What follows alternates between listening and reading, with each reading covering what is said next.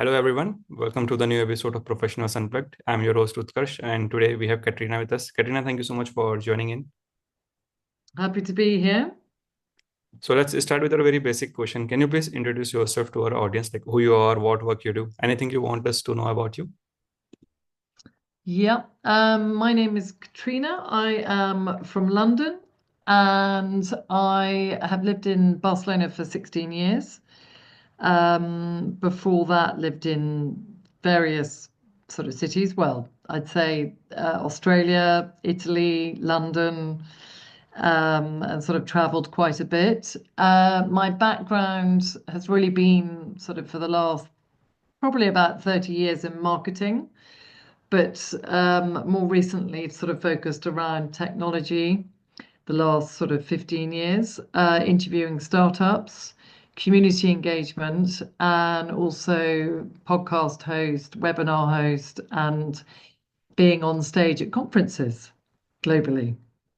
That's really a vast career, and you are wearing too many hats for now. So can you just tell us like how your journey has been and what were the various aspects that you have gone through and why you have chosen now to be as a host, right? So it's like you have started from being managing people and now technology and now start helping startup, interviewing people. So it's like various different aspects, right? So what's the main reason behind it? Like having so many things on your Um, plate. yeah, basically, I think what initiated my sort of career, sort of, pivot, shall we say, was finding my voice when I was sort of around 38, when my father actually passed away. I sort of discovered my voice and was asked to sort of teach at university students about how to present their ideas, communication skills to an audience, and I sort of got interested in that. And then I was also did a radio show for several years, focused on startups and learning from their, successes and challenges, failures. And then I kind of, at the beginning of the podcast era, it's sort of, I went from radio to podcast and then podcast to conferences. And I've always been interested in empowering people and projects, and sort of mentoring, and also thinking about, how to tell an interesting story. So using my voice, I've always been somebody that I feel like I give power to people.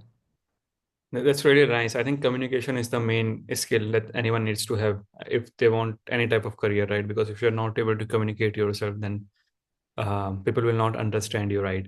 So you've been helping people and students to know them how to communicate, right? So how do you know, how do you manage yourself in this field, like helping people to communicate, and how do you yourself communicate yourself to others, like the idea you are trying to pitch to them gets to them? So what's the process you follow here?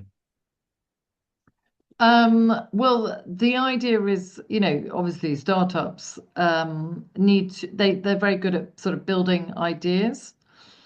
But it's all about how you sort of, if you're looking for finance or investment, it's you've got to sort of give the right message to investors. So it's sort of translating your ideas into sort of, problem solving, I suppose. What is it that how is your idea going to be useful um, to solve problems with, kind of problems and sort of ideas that are going to change the way we do things. So it's about how you communicate that, and sort of, you're at the end of the day solving a problem rather than just, building an idea. So making sure your idea is a solution, basically. Right. And what are the main points that you try to teach them when they are trying to communicate to others? Yeah, it's kind of like testing them with sort of their ideas, if I feel that the idea is valid, it's sort of like how you communicate that idea to make it, number one, sort of thinking about what problem you're trying to solve, what team you have on board, because you can't, let alone people need to know that you're investing not just in the product, but you're investing in the team, and making sure that they answer all the questions that an investor might be looking for. So why would they invest in this product?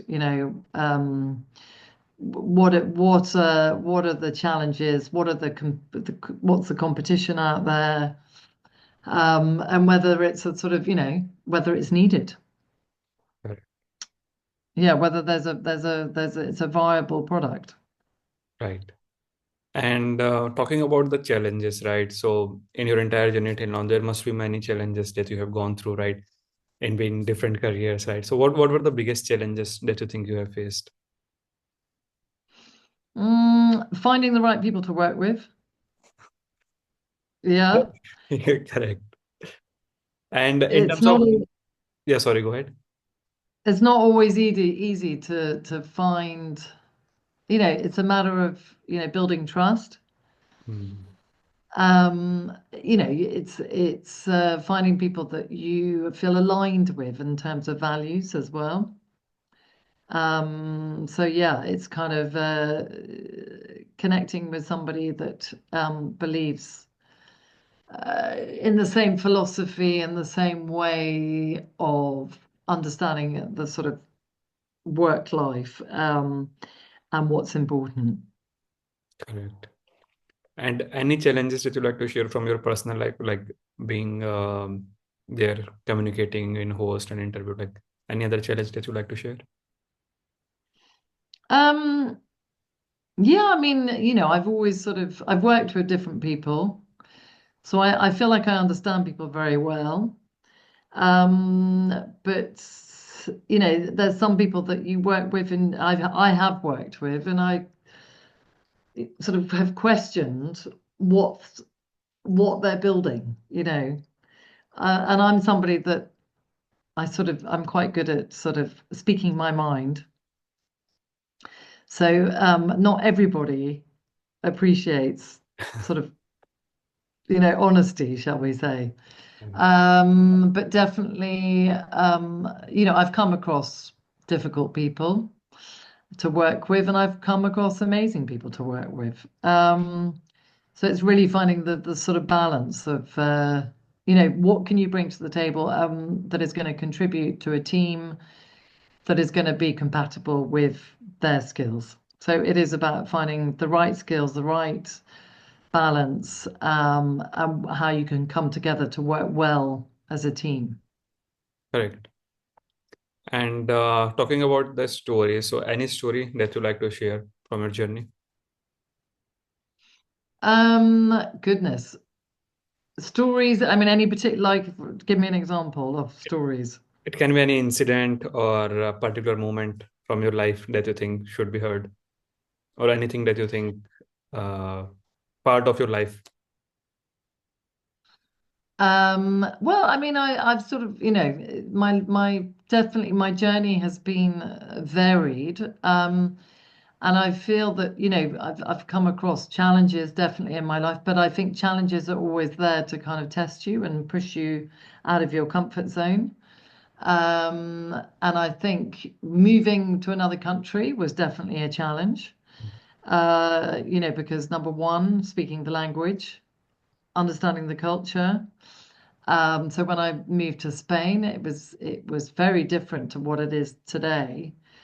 Nowadays, there's a lot of people that sort of work remote. So, but when I moved here, I was one of the few sort of international people living here. So I think it challenged me to think outside the box and to get to know myself, and think about sort of what skill set I had to enable myself to live somewhere else, and sort of connect with people and sort of I found myself sort of being an important part of the community, and especially the sort of startup world, because I was sort of bringing the right people together. But it was, it very much sort of challenged me in terms of try new things all the time. Don't be scared and don't be afraid to put yourself out there. Right. And being a host and a podcaster, right? Did you ever feel like a stage fear, or how was your first interview? Oh God, goodness, yes. I mean, I remember first doing the radio show, for example, I was like, oh my God, what am I going to talk about? But actually, it's a very intimate space, and it's a great way to kind of get conversations going. And I'm very good at sort of, I got comfortable with it. Sort of, it probably took me a good sort of, to go from radio to podcasting to stage. I remember sort of the first radio interview. I was terrified. I remember being at a conference and thinking, oh my God, this is very different to being on the radio or podcasting because you're talking to a live audience. But you know, with practice comes, comes confidence. The more you do it, the more comfortable you get, sort of, speaking in front of an audience. And now I don't even think twice about it. Yeah. So if someone is new and they have the stage fear, right? So what advice do you like to give to them? Just be yourself and focus on, if there's something in the room that makes you feel comfortable, focus on that.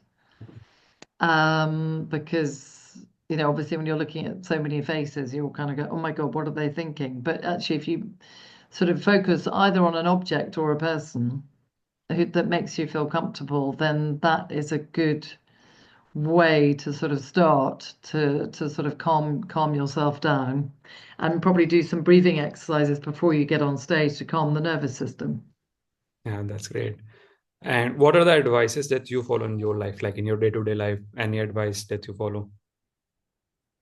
Yeah, I think always, be true to yourself, be authentic, and sort of don't worry about what anybody else thinks, and just go about it and sort of connect with I'd say, your gut and your intuition, because it's always right. Correct. And what's next for you? What's next for me? I'm focusing on working with the mindset of athletes and how to transition the athlete's mindset into being a successful entrepreneur. So, learning from the athlete's mindset, for example, setting goals, visualization, focus, getting into sort of good habits. Because a lot of these startups, they start out and you get overwhelmed by not knowing how to build something, and focusing on too many things. So the athlete's mindset is a good discipline for that. So I'm busy sort of building, from starting, the sort of building events around the athlete's mindset, where we focus on mindset, movement, impact. Which is a combination of talks and doing sort of movement exercises, with sort of, I would like to transition this into, building programs for accelerators and incubators so that they can use this, and learn from professional athletes on how to be successful in entrepreneurship. And that's really great. Do you also differentiate between your personal life and professional life? Like sometimes people say there is no personal life and professional life, and sometimes people try to differentiate between these two words, right? So what's your point of view on this? Um, well, the thing is, I mean, I get asked to do a lot of people lean on me to do a lot of kind of bringing people together, whether it's in my personal or my professional life. But what I've had to learn, I would say, we talked about challenges earlier, is kind of, really focused, nailing down sort of your focus and not being distracted by what other people want from you. Mm. So it's really important to, make sure that you are instinctively following the path that you feel is what you want to achieve, achieve in life and not being distracted by other people's demands. Correct. I think that's the best part to end this podcast. So thank you so much, Katrina, for your knowledge. I hope you had a great session as well. So thank you so much. Thank you very much for having me. Thank you.